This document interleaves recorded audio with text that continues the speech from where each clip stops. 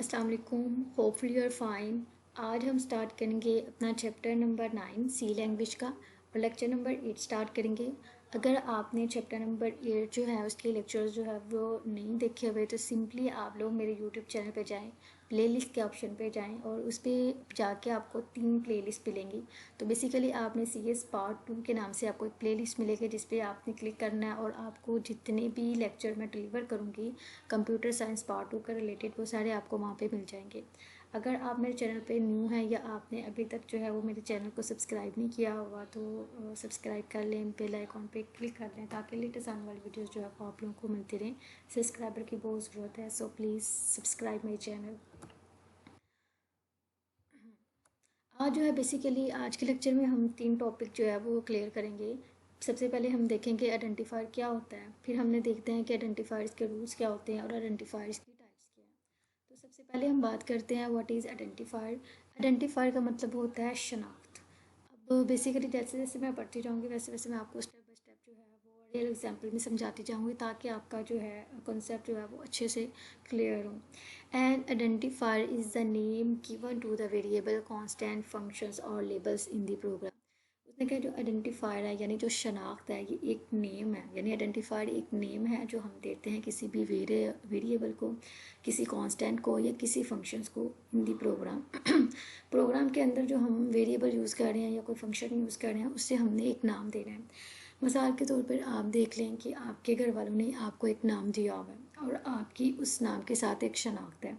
अगर आपके घर वाले जो है वो उनको आपसे कोई काम होगा तो बेसिकली वो आपको कॉल करेंगे, आपके नाम को पुकारेंगे तो आप ही उनके पास जाएंगे उनकी बात सुनने के लिए। आपकी बहन में से या भाई में से कोई और पर्सन जो है वो वहाँ पे नहीं जाएगा। बेसिकली आपको बुलाया जा रहा है, आपकी एक शनाख्त है। तो इसी तरह जो है वो प्रोग्राम में जो हमने वेरिएबल को नाम दिया होता है और जब हम उससे कॉल करते हैं तो वो ही बेसिकली पर्सन जो है वो वर्क करता है। तो सब सेकेंड हम पॉइंट देखते हैं, a good identifier should be descriptive and short. उसने कहा कि जो एक अच्छा आइडेंटिफायर है उसे हमेशा शॉर्ट होना चाहिए और डिस्क्रिप्टिव होना चाहिए।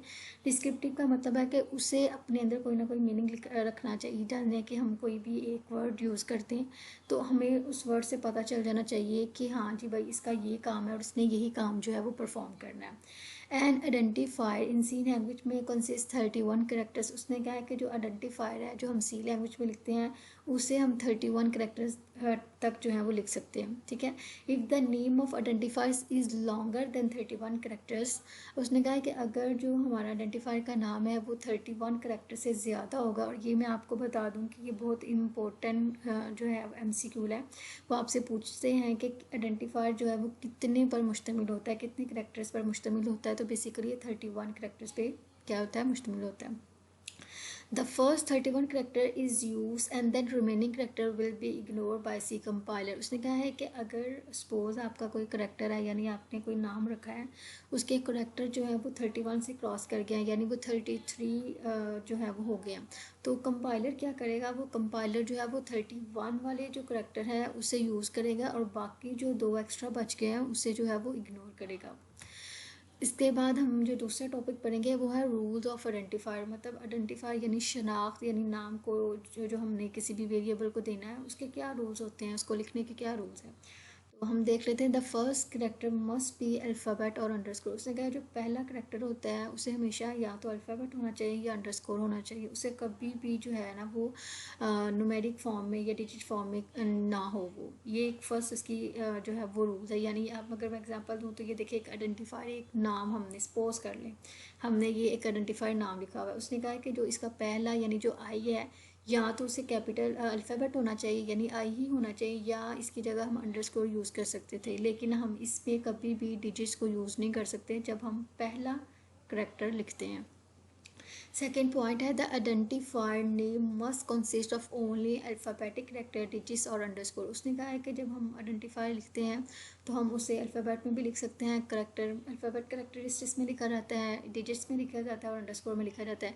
लेकिन हमने पीछे बात की थी कि डिजिट्स हमें जो है वो यूज़ तो हो सकते हैं लेकिन वो पहले जो है वो करेक्टर में नहीं लिखे जा सकते, हम सेंटर में लिख सकते हैं, ठीक है। अंडरस्कोर जो है वो हम या तो पहले में डाल सकते हैं या हम सेंटर में भी डाल सकते हैं।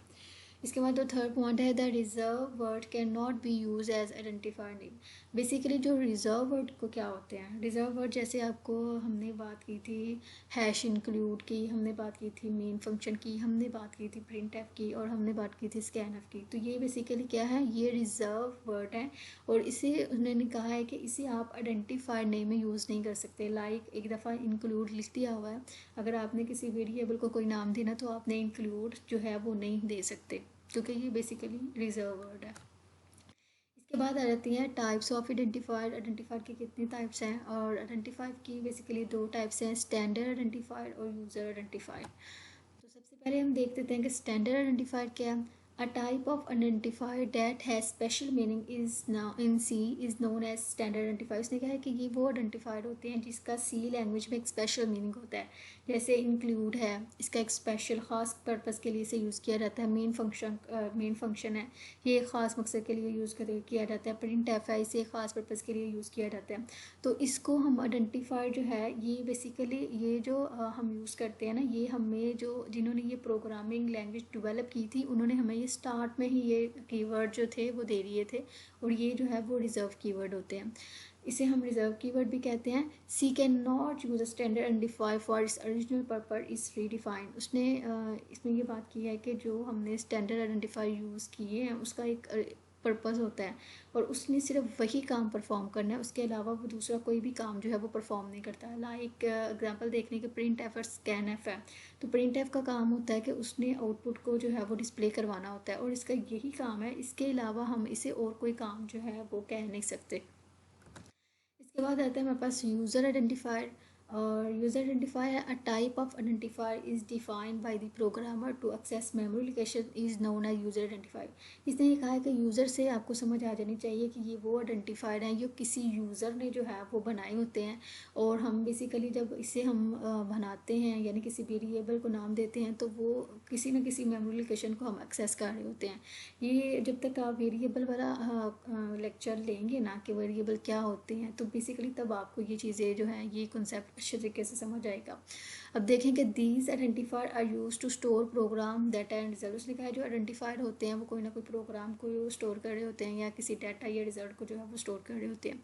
अब देखें कि some example of user defined identifier as marks. अब ये देखें कि हम एक वेरिएबल लेते हैं मार्क्स, ठीक है, एज, हम उसे ये नाम दे रहे हैं, और उसके अंदर जो है वो मार्क्स के अंदर हम वैल्यू स्टोर करवा रहे हैं, यानी हम कह देते हैं कि इसके मार्क्स हैं 32 या 21।